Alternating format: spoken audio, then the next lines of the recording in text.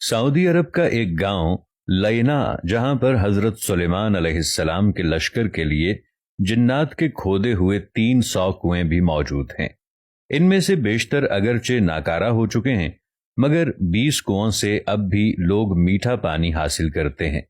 جنات نے یہ کنویں زمین کی بجائے سخت ترین چٹانوں کو توڑ کر بنائے تھے، جس پر اب بھی ماہرین حیران ہیں۔ ان عجائبات کو دیکھنے کے لیے دور دور سے سیاح اس علاقے کا رخ کرتے ہیں۔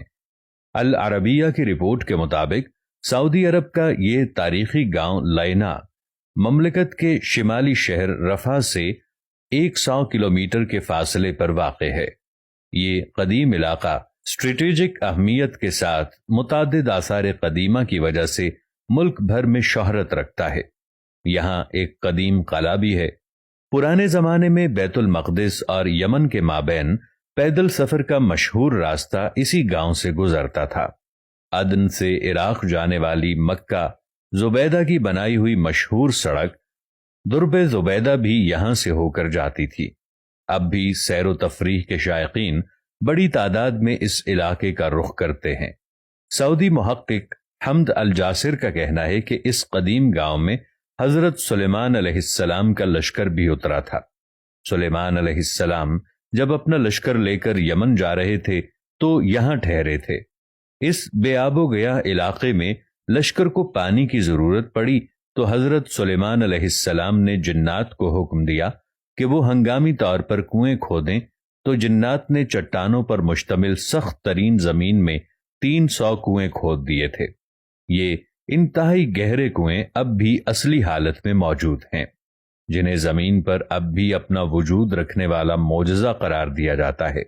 جنات نے چٹانوں کو کاٹنے کے لیے ڈرل مشین کی طرح کوئی آلہ استعمال کیا تھا، جس کے نشانات اب بھی کنووں کے چاروں اطراف واضح طور پر دیکھے جا سکتے ہیں۔ ماہرین اس پر تحقیق کر رہے ہیں کہ جنات نے آخر کس طرح ان سخت ترین چٹانوں کو 60 سے 80 میٹر گہرائی تک کاٹ دیا تھا، اور انہوں نے کون سے علاقے کی مدد سے ایسا کام کیا تھا۔ اگرچہ ان 300 میں سے اس وقت صرف 20 کنویں ہی کارآمد رہ گئے ہیں، تاہم سارے کنووں کے نشانات اب بھی یہاں موجود ہیں۔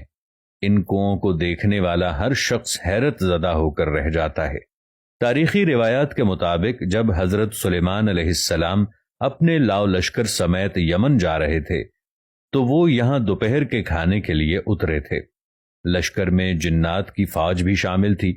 جب لوگ پیاسے ہوئے تو حضرت سلیمان علیہ السلام نے جنات کی فوج کے کمانڈر سبتر کی طرف دیکھا تو وہ ہنس رہا تھا۔ حضرت سلیمان علیہ السلام نے اس سے ہنسنے کی وجہ پوچھی تو اس نے کہا کہ آپ لوگ پیاس سے تڑپ رہے ہیں، مگر میٹھا پانی آپ کے قدموں کے نیچے ہی ہے۔ حضرت سلیمان علیہ السلام نے سبتر کو پانی نکالنے کا حکم دیا تو تھوڑی دیر میں اس نے اپنی فوج کی مدد سے 300 کنویں کھود دیے اور سیدنا سلیمان علیہ السلام کا پورا لشکر سیراب ہو گیا۔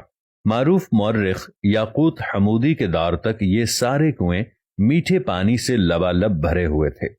یاقوت حمودی نے اپنی کتاب معجم البلدان میں لکھا ہے کہ لینا عراق کے شہر واسطہ سے مکہ مکرمہ جاتے ہوئے 7ویں منزل پر آتا ہے۔